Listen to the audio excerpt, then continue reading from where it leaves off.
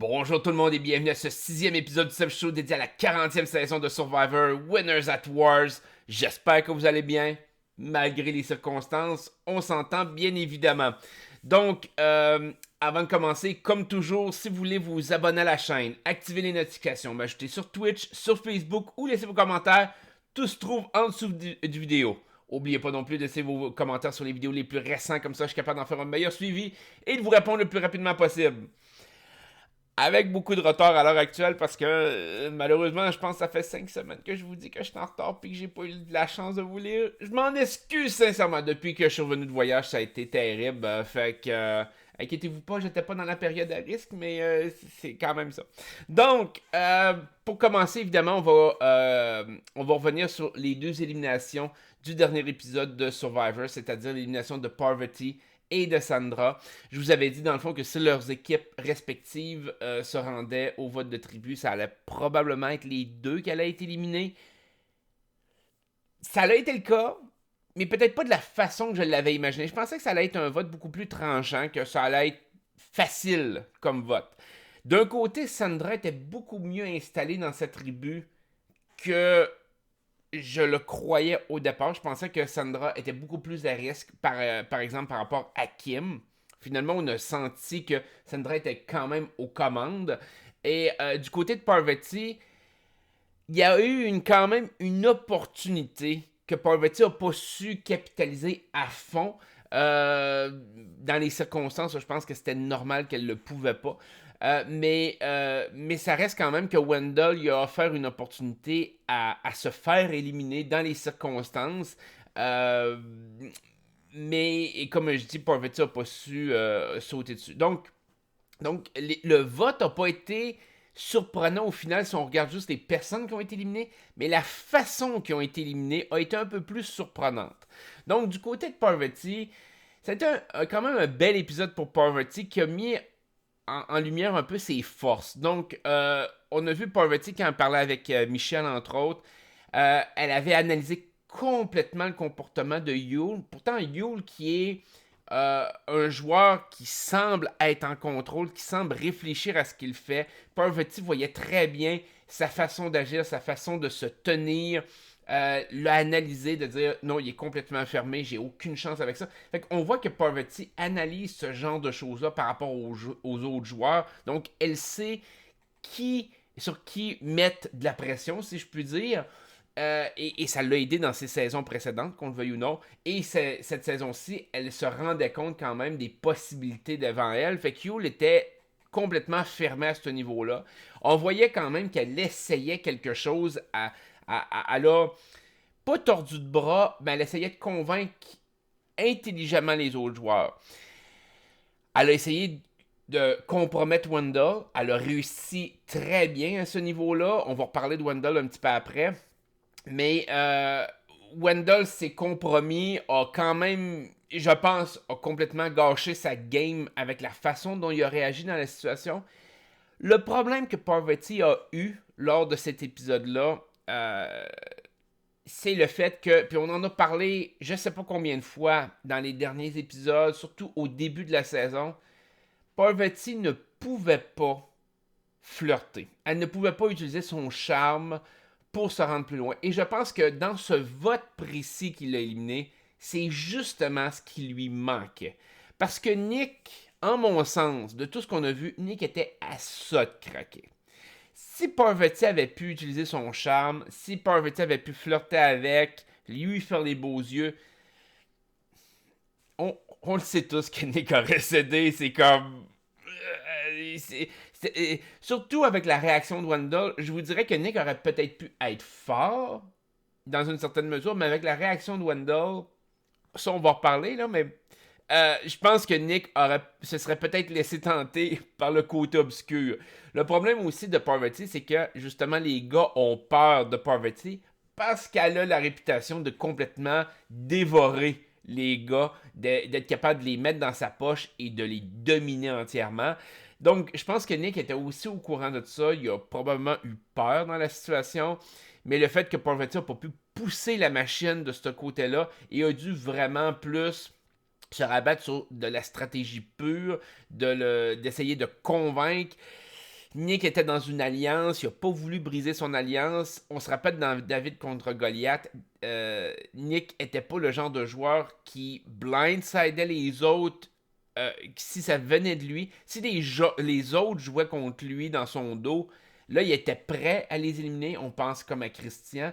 Mais tant aussi longtemps que les autres ne faisaient pas de move contre lui, Nick restait, je pourrais dire, quand même assez fort sur ses positions, puis assez fort dans ses alliances. Il y en avait plusieurs, mais il les a respectés jusqu'à la fin. Même contre Davy, qui aurait pu être très problématique rendu en finale, il aurait probablement emmené Davy quand même en finale, malgré que ça lui aurait peut-être coûté la victoire dans la situation. Donc, Nick avait besoin de beaucoup, beaucoup pour le convaincre. Et je pense que Parvati était rendu proche de le convaincre, surtout avec la réaction de Wendell.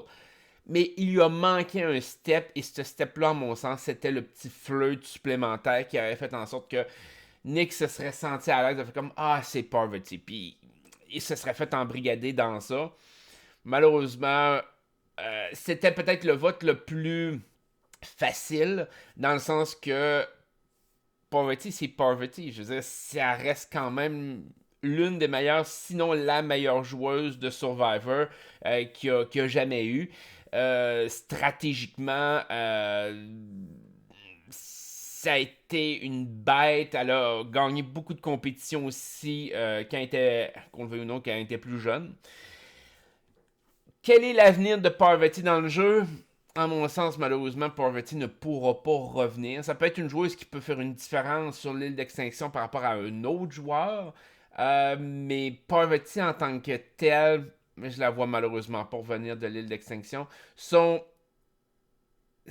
histoire n'a pas été assez développée non plus au pre-merge pour penser qu'elle va bien faire à long terme. Je l'imaginais peut-être être une des premières dans le merge. C'est un vote facile aussi, mais finalement, elle a été pre-merge. J'ai pas l'impression qu'elle puisse revenir dans cette situation-là.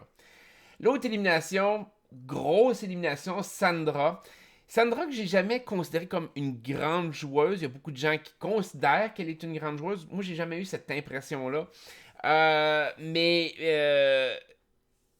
elle s'est fait avoir d'une façon grandiose par Denise. Sincèrement, Denise a très bien vu son jeu. Denise a très bien analysé ce qui se passait.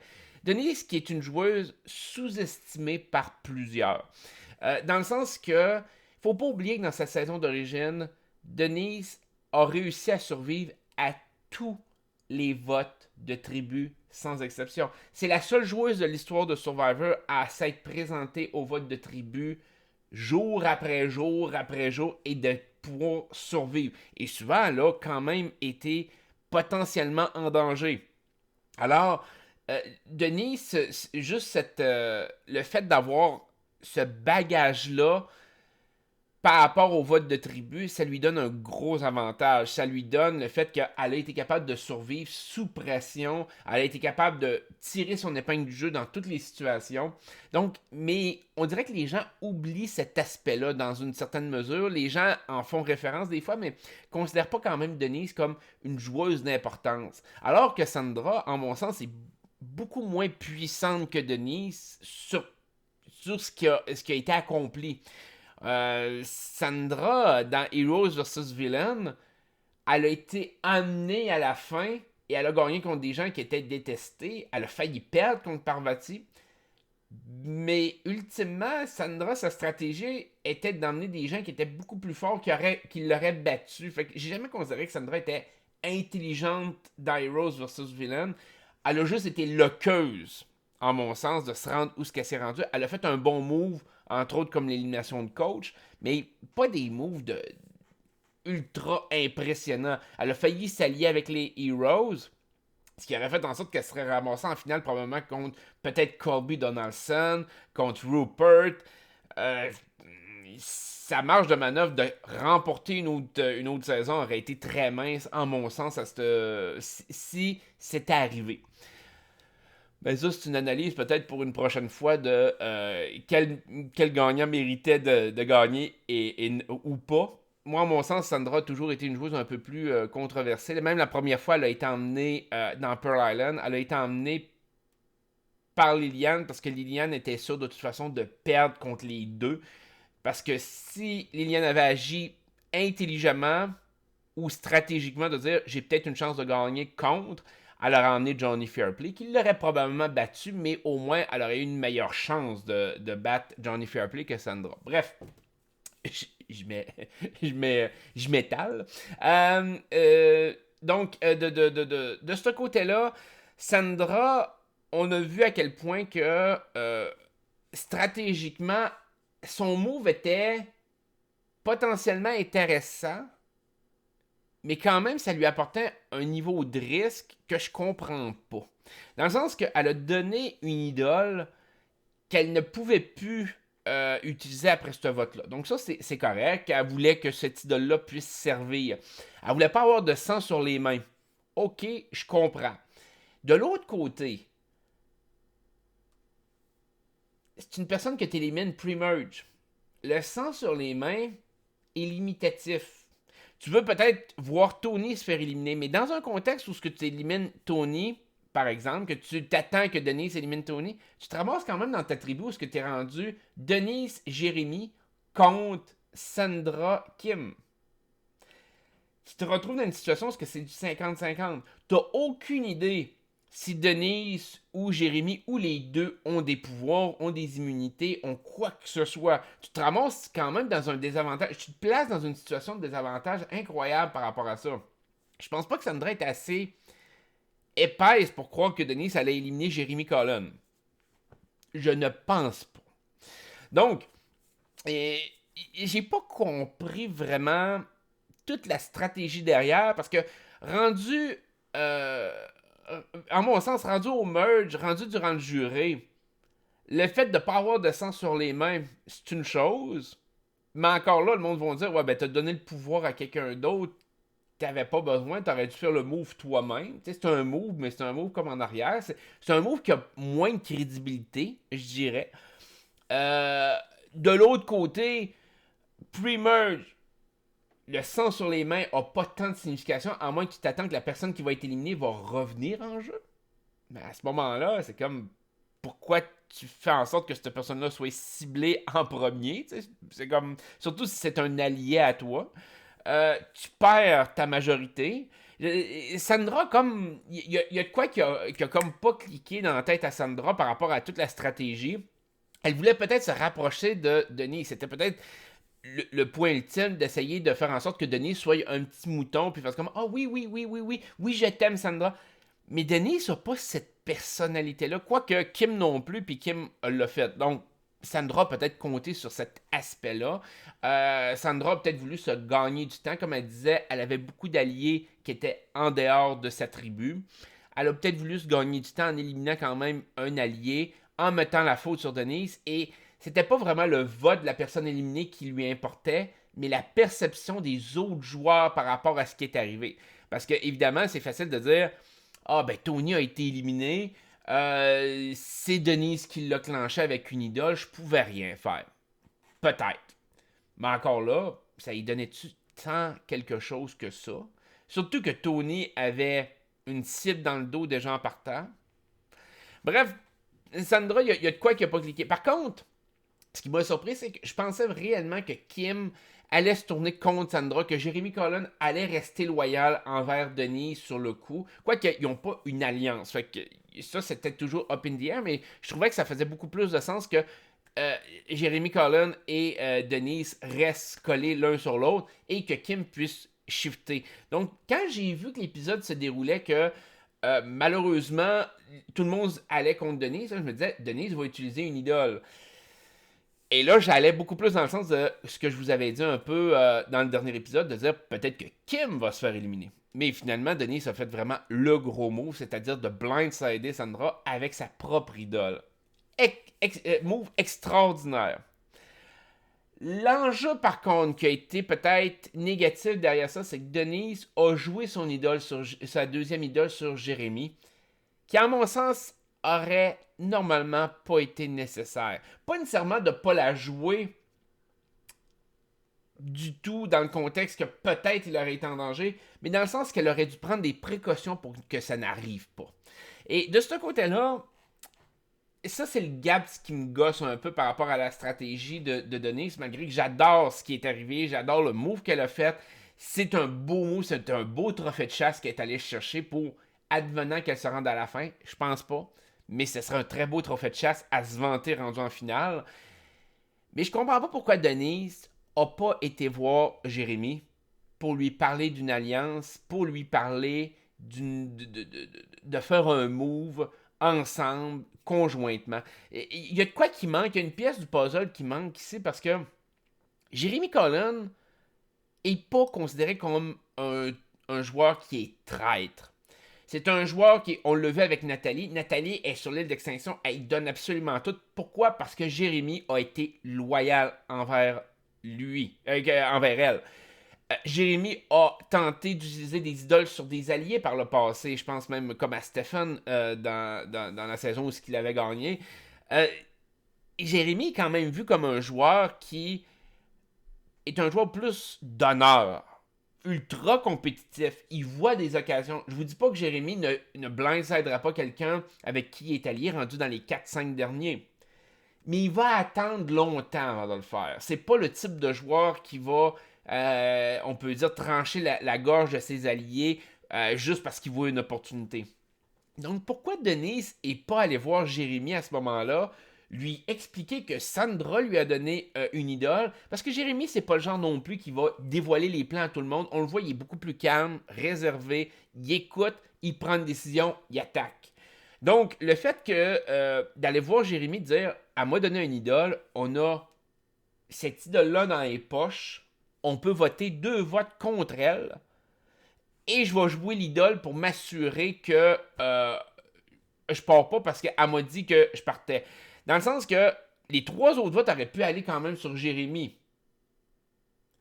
Mais dans une telle situation, pourquoi Sandra aurait sacrifié son idole pour la donner à Denise, alors que dans le fond, les 3 votes allaient sur Jérémy? Il y aurait eu quelque chose qui aurait manqué. Peut-être qu'il y aurait eu l'histoire de 2 votes, 1 vote. C'est possible. Mais encore là, si tu votes les deux, Jérémy et Denise, sur Sandra, Sandra se fait éliminer à coup sûr, puis elle ne le voit pas venir non plus. Je vous dirais que c'était du 50-50. Il y avait un risque de se faire avoir en n'utilisant pas 2 idoles, mais c'était un risque qui pouvait être statistiquement bon. Denise ne l'a pas fait. Denise, en donnant l'idole à Jérémy, n'a pas fortifié son alliance avec Jérémy. Elle a pas. Jérémy doit être bien content qu'elle ait utilisé une idole sur lui, on s'entend. Mais elle n'a pas rien négocié ou elle a rien raffermé avec lui. Il se sent pas plus, tu sais. Elle a quand même fait toute sa stratégie sans même le consulter une seule fois, là, de ce qu'on peut en percevoir. Donc, de ce côté-là, Jérémy a été laissé complètement dans le noir et Jérémy ne voit pas, genre, comme de quoi que Denise a fait une stratégie pour le sauver, mais juste une stratégie pour clencher Sandra. Comment Jérémy va réagir par rapport à ça? Est-ce qu'il va se rapprocher de Denise à cause de cette idole-là? Je me dis qu'il n'y a pas besoin. Parce que Denise lui a absolument rien dit. Il n'y a pas de lien, d'alliance qui s'est créé entre les deux. Donc, ça, c'est l'aspect qui m'énerve un peu. Denise s'est pas mis dans une position. Elle a perdu ses 2 idoles, alors qu'en mon sens, elle aurait pu en jouer une seule, puis ça aurait été suffisant. Elle n'a pas raffermé son alliance avec Jérémy. Puis là, c'est là qu'on voit le manque. Dans sa saison d'origine, Denise avait la chance d'avoir un sidekick incroyable qui était Malcolm. Malcolm était très stratégique, en tout cas beaucoup plus stratégique. Et on dirait que ça manque à Denise cette fois-ci. C'est qu'elle est prête à faire des moves, elle est prête à faire des choses, puis à se mettre une cible dans le dos. Mais il lui manque une coche que malheureusement n'a pas été cherchée. Elle l'a un peu avec Adam, mais Adam est trop, comparé mettons à Malcolm, est trop chaotique. Et présentement, ben pas avec Adam non plus. Fait que bref, les 2 éliminations, c'était 2 éliminations que je voyais arriver, mais pas de la façon qu'ils sont arrivées. Fait que je vous dirais que c'est du 50-50 sur mon taux de réussite ici, parce que je pensais vraiment que ça allait être plus simple que ça. On va parler dans le fond de trois autres joueurs qui, en mon sens, ont plus marqué dans l'épisode. On a Tyson, Wendell et Tony. Évidemment, je vais commencer par Wendell parce que je comprends pas la stratégie de Wendell. Et quand j'ai regardé un peu comment Wendell agissait, je me disais, My God, que ça aurait été le fun de voir Dominic à la place de Wendell. Pour ceux qui se rappellent de Ghost Island, à quel point Dominic était compétitif, était intelligent, a forcé les choses. Puis oui, à la fin, il a perdu contre Wendell, mais Dominic était tellement plus un gars plus réfléchi que ce que Wendell fait présentement. Là. Parce que Wendell, on l'a toujours vu comme en arrière de Dominic, et comme si Dominic c'était son bouclier, et Wendell restait juste un peu en arrière puis attendait. Cette fois-ci, on voit que Wendell force, puis qu'il est pas bon. C'est particulier parce que Wendell, puis c'est bizarre la façon dont le montage est fait parce que Wendell était un joueur qui était aimé par le public et là présentement on le montre comme si c'était un mangement terrible stratégiquement face à Michel, face à ses relations. Enfin, euh, on dirait qu'il n'est pas reconnaissable Wendell et on l'a vu un peu dans la compétition. Puis encore là, ça fait vraiment contraste avec la première fois. On se souviendra que la première fois, entre autres, quand il y avait eu la compétition et qu'il avait gagné le puzzle et que finalement Lauren a fini un peu après, puis il a laissé gagner parce qu'il avait oublié de caller Jeff. Il était très humble de faire comme non, Lauren, c'est correct, c'était à moi de caller en temps et tout et tout. Puis, c'était super nice, c'était super cute. On se disait, mon Dieu, Wendell est donc ben. T'es gentleman. On arrive là, puis on a des compétitions parce que là, Wendell arrive super arrogant, super coquille. Genre, Jeff, regarde-moi, puis il a fait perdre l'immunité à sa tribu. Faut quand même se dire que sa tribu, les Dakar, étaient les plus avantagés dans cette compétition-là. Si Wendell avait pas laissé la balle tomber, normalement, Nick était capable de combler le gap, puis l'équipe gagnait. Là. Il était collé sur la victoire. Euh, donc, Wendell, du côté compétitif, il y a un côté arrogant, cocky qui s'est embarqué. Et Wendell, au tout début de la saison, et ça, c'est quelque chose qui m'a marqué, c'est qu'au début de la saison, Wendell a dit cette saison-ci, je ne serai pas celui qui va construire des camps, qui va construire des maisons, qui va construire. Je vais être celui qui va construire des relations. Très bonne stratégie, merveilleux, c'est le fun. T'as une stratégie long terme de te dire, OK, ça va être mon aspect social, je vais travailler. Ben, la seule et unique chose qu'il n'a pas faite depuis le début, c'est ça. Il y a une alliance, oui, mais il est en train de les trahir dans leur face en disant, ouais, moi je suis prêt à poignarder tout le monde dans le dos, je suis prêt à. Et il se fout éperdument de Michel. Il méprise Parvati. Parvati qui voyait très bien que Wendell pouvait la bullshiter. Parvati qui le regarde, c'est comme t'es en train de me bullshiter, là, arrête. Là. Tu sais, c'est sûr que Parvati, c'est un autre niveau de joueuse. Là. On s'entend que là, là, on va dans le top.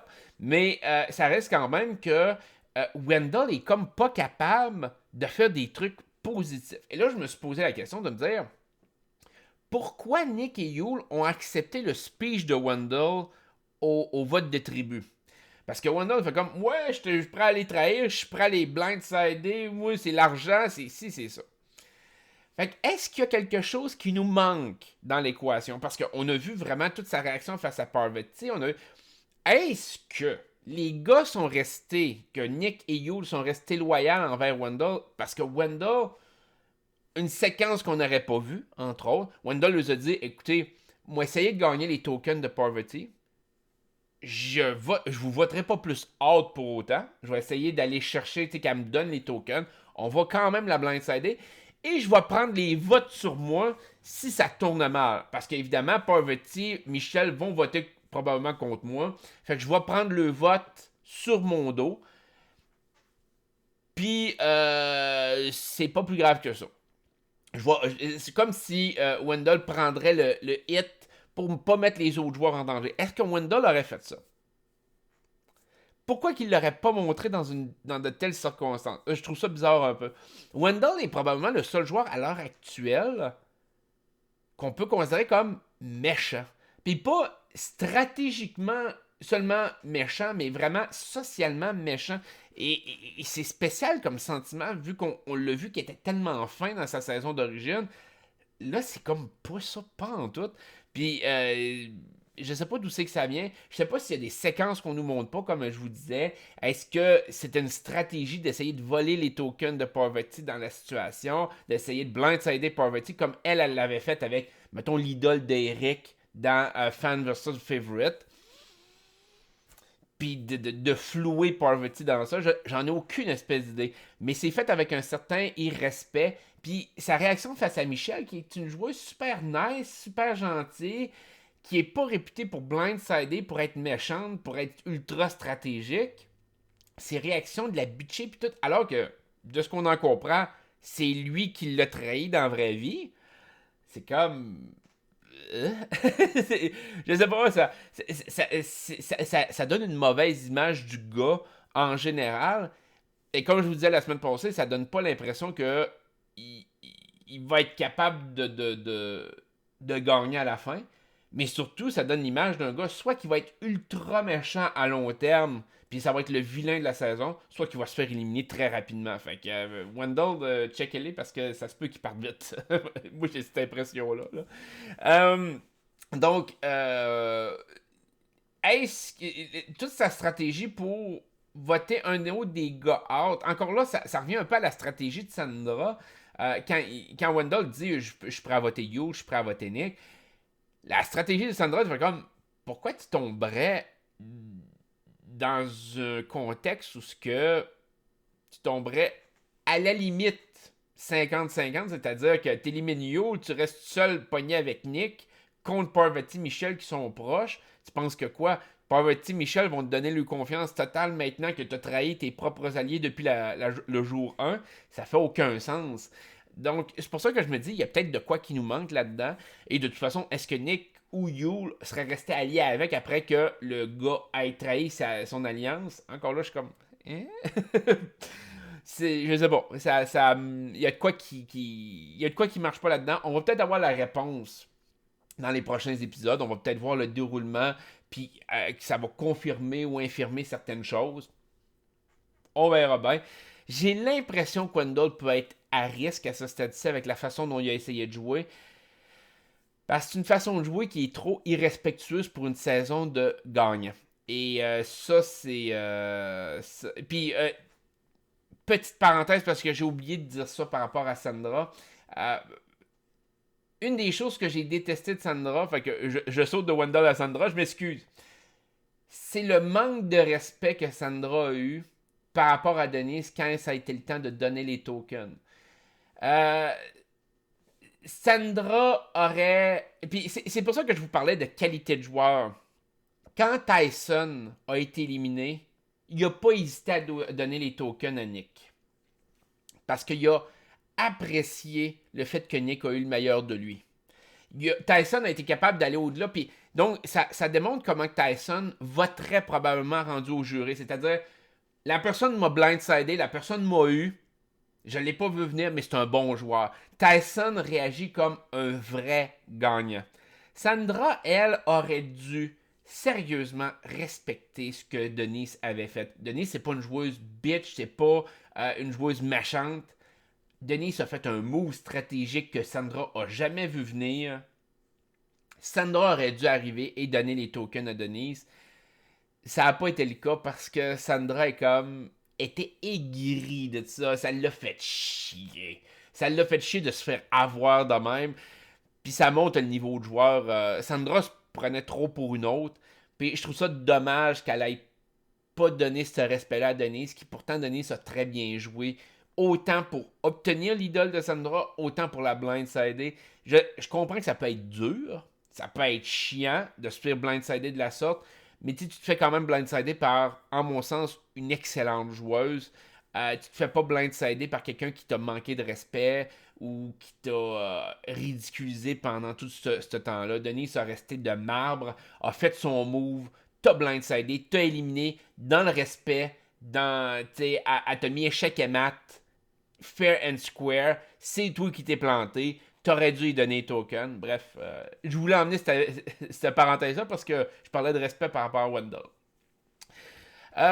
Autre joueur, Tyson. Évidemment, Tyson intelligent pour trouver le nullifier, c'est bien. Je suis content pour lui. Ça, j'étais comme, ben c'est le fun, au moins, parce que Tyson a le potentiel. Là où ce que j'ai resté bête, c'est quand Tyson a acheté du beurre de peanut pour le manger. Et j'étais comme, est-ce que sincèrement c'est intelligent? Parce que là, je vous ramène à ce que Nick a dit au tout début de la saison et qui, en mon sens, a du poids par rapport à la saison. Nick a dit, la personne qui va savoir utiliser les tokens comme du monde va être celle qui va gagner.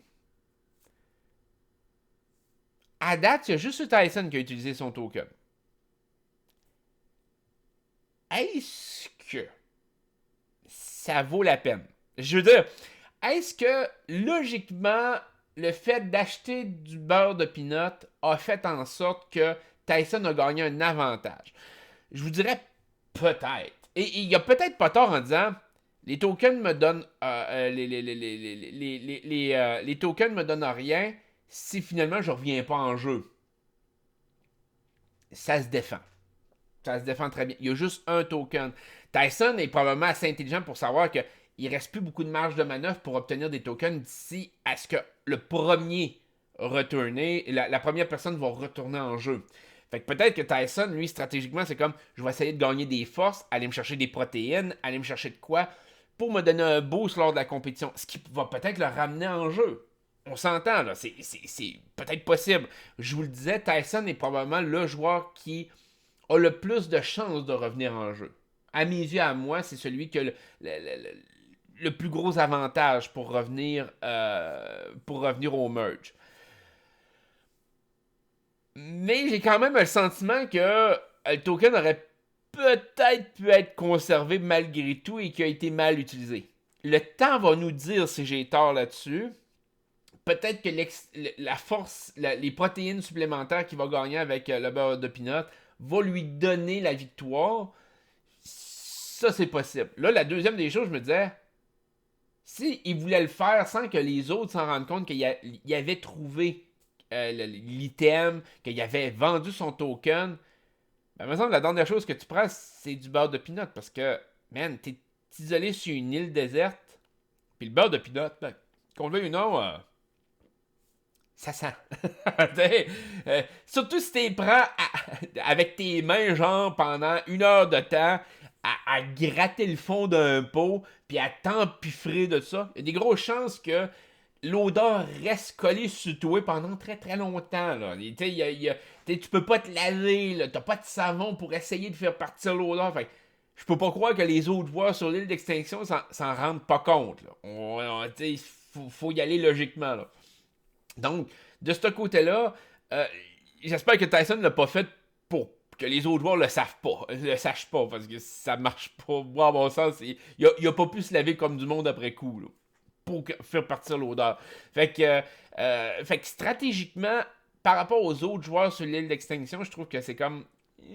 Puis est-ce que la perception alors, à ce moment-là, par rapport à une joueuse comme Nathalie, qui, elle, conserve ses pièces à côté, fait en sorte qu'elle va manquer de respect par rapport à Tyson dans la situation, comme il joue donc bien en épais. Et puis, c'est un peu ça que je me dis, que un côté de perception, parce que ça dépend toujours si les gens qui sont sur l'île d'extinction font tous partie du jury. Présentement, on n'a pas eu la réponse de ça. Lors de la saison de l'île d'extinction, tous les gens qui étaient restés sur l'île se sont rendus jusqu'à la fin et ont fait partie du jury. Ça se peut que ça soit la même chose. Donc, ça viendrait contredire ce que je vous disais tantôt, puis avec le sang sur les mains, là, par rapport à Sandra. Mais ça reste quand même que tu veux quand même garder une bonne relation avec les gens sur l'île d'extinction au cas où que. Et je ne sais pas si Tyson l'a bien joué à ce niveau-là. On va voir s'il revient en jeu. Je pense que son token a été bien dépensé, peut-être pour aller chercher de l'énergie. Peut-être qu'il se sentait très faible. C'est possible. Il est allé chercher des protéines, il est allé chercher de quoi manger alors qu'il mange quasiment pas. Ça peut faire du sens. Sinon, je vous dirais que c'est un peu... même s'il revient en jeu, je pense qu'il y avait déjà l'avantage pour gagner la compétition, à moins vraiment que ça soit vraiment très serré, ce qui peut arriver. On va voir encore là de ce côté-là. La dernière personne que je veux discuter aujourd'hui, c'est Tony. Tony, je vous le disais dans les dernières semaines, j'avais le sentiment que Tony pouvait gagner la saison. Dans le dernier épisode, j'ai commencé à perdre un peu de... Puis en même temps, je suis comme confus avec la façon, le montage de Tony. Dans le sens que Tony a fait un bunker proche du puits. Ce qu'il a déjà fait. Ce que Sandra a pointé directement de dire faut pas aller au puits parce que la dernière fois, il avait fait son bunker là. Il s'est caché dans le bunker, il a attendu. Il s'est rien passé là. Il faut s'entendre là. Il s'est absolument rien passé par rapport à Tony lors de cet événement-là. Il n'a pas eu une conversation proche. Il s'est pas fait pogner. Il n'y a rien eu. Au final, ça n'a absolument rien changé à la dynamique de la tribu. Ça n'a rien changé. Fait que pourquoi qu'ils nous ont montré ça? C'était drôle de le voir aller dans le bunker, on s'entend, mais il y a quand même eu beaucoup d'histoires construites autour de ça. Est-ce que c'est parce qu'à un moment donné, le bunker de Tony va avoir sa place et que malgré comme le côté paranoïaque, le côté genre c'est un épée, voilà, est-ce que ça va payer? Est-ce qu'au contraire, on va voir Tony faire comme écoute, ça paye pas le bunker, faut que je change ma stratégie, comme il a dit qu'il allait faire au tout début de la saison, et il va shifter, puis on va voir comme une transition entre l'ancien Tony, nouveau Tony, peut-être. Est-ce qu'il va se faire pogner dans ça éventuellement? Parce que ça a l'air vraiment d'être un, une histoire qui a été mise en place parce que éventuellement il va avoir de l'importance avec cette histoire-là. Est-ce que c'est pour nous montrer que Tony est vu plus comme un bouffon, puis il va peut-être se rendre en finale, mais ne gagnera pas? Est-ce que ça va faire en sorte que ça va emmener son élimination? Est-ce que ça va faire en sorte qu'au contraire, ça va lui donner une pièce d'information importante? Mais cette fois-ci, ça ne l'a pas payé. Donc, ils n'ont pas mis ça pour rien dans l'épisode. Ils n'ont pas mis ce segment-là pour rien. Je veux dire, le show a été tapé l'année passée. Donc, ils savent déjà ce qui va se passer. Donc, nécessairement, la séquence qui monte de Tony, c'est parce qu'il y a de l'importance en arrière de ça. En tout cas, eux considèrent qu'il y a de l'importance. Fait que, quelle importance que ça a, j'ai hâte de voir. Moi, j'ai l'impression, Tony, comme je vous dis, je trouvais, ça a été comique de le voir aller au bunker, de la façon que ça a été monté, je trouvais ça comique. Mais la répercussion de comment que les autres joueurs le percevaient, ça m'a fait me questionner. Parce que les autres joueurs n'ont pas l'air de le prendre au sérieux. Et à ce moment-là, à moins que Tony arrive en finale et dise « J'ai joué le bouffon parce que je savais que j'étais un joueur qui allait avoir une grosse cible dans le dos, puis j'ai diminué ma cible dans le dos en jouant le bouffon », ça peut être quelque chose de super intelligent à jouer au final. Est-ce que ça va faire en sorte que ça va changer les dynamiques parce qu'il va avoir des pièces d'information grâce à ça? Est-ce qu'au contraire, ça va jouer contre lui? Présentement, on ne peut pas le savoir. Mais définitivement, ce segment-là où on voit Tony avec son bunker, ça a une importance dans le jeu. On ne sait juste pas laquelle à ce stade-ci. Donc, qui peut partir dans les prochains, dans le prochain épisode? Je vous dirais le vote facile que moi je vois, c'est Wendell. Dans le sens que je pourrais très bien voir Nick et Yule suite à la conversation. S'il y a pas de. Si ça n'a pas été fait d'une façon. Je vous dirais. Si l'action de Wendell n'a pas été faite pour sauver ou protéger ses deux chums, et a été faite de façon égoïste, je peux très bien voir Yule et Nick faire comme. On serait peut-être mieux de garder Michel finalement. Michel est beaucoup plus fiable que Wendell. Fait que dans un cas comme ça, ça expliquerait tous les editing de Wendell qui va se faire éliminer out of nowhere par ses propres alliés, alors que c'est lui qui disait je vais blindsider tout le monde, puis je suis tellement hot, puis de voir comme la déchéance de Wendell. Wendell est un vote facile à ce stade-ci. Sinon, si mettons c'est pas les Dark qui perdent, ben je reviens un peu avec les Yara. les Yara sont vraiment gros. Est vraiment une grosse problématique. Ben, Adam, c'est sûr que c'est un des deux qui va partir dans un tel cas. Je vois pas d'autres. Puis, je tends quand même à dire que Ben est peut-être un peu plus en danger, mais Adam l'est tout autant. Fait qu'encore là, je reste avec mon pourcentage de 55-45. Mais ça peut être un vote qui est assez simple. Euh, les Dakar à ce stade-ci, c'est dur de voir quelqu'un se faire éliminer. J'ai l'impression que Jérémy va rester collé sur Denise, à moins que Jérémy décide de simplement partir d'un vote de tribu, ce qu'il pourrait faire.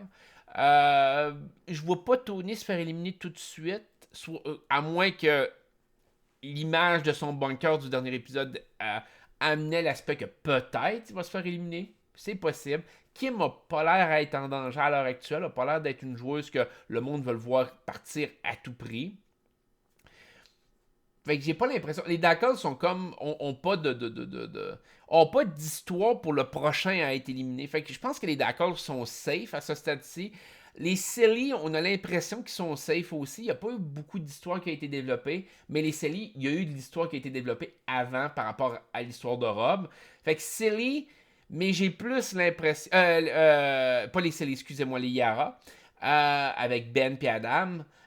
Puis bon, toute l'histoire avec Rob, là. Donc, c'était avec les Yara que je faisais référence. Et les Selly, ben, je trouve que c'est l'histoire avec Wendell qui est un peu plus. Qui est un peu plus à l'avant-plan. Donc, j'ai l'impression que ça peut être lui. Ou Wendell va shifter, va aller avec Michel de façon ultra surprenante, puis éliminer quelqu'un comme Yo. Ça peut arriver. Faire un 50-50 où Michel trouve une idole ou quelque chose du genre qui va faire en sorte que tout d'un coup, boum, ou va s'acheter quelque chose. Parce que Parvati, je pense qu'il a donné ses tokens. Peut-être que Michel a la possibilité. Et là, à ce moment-là, les gars vont s'entretuer dans sa tribu s'ils perdent l'immunité. Wendell est un vote beaucoup plus facile. Ça amènerait une certaine satisfaction par rapport à Michel. Ça serait une idole bien jouée si Michel. Parce que je crois que Michel ou est proche d'avoir ce qu'il faut pour acheter quelque chose. Donc, on sait pas. Peut-être acheter un vote ou peu importe. Fait que ça peut être quelque chose qui peut se jouer. Donc, de ce côté-là, je pense que ça résume un peu l'épisode. J'ai hâte de voir. Vote moins surprenant, qui m'a moins surpris, je vous dirais, sur ceux qui ont parti, comme je vous disais au début de l'épisode, mais que de la façon que ça a été fait, c'est ça qui m'a vraiment surpris.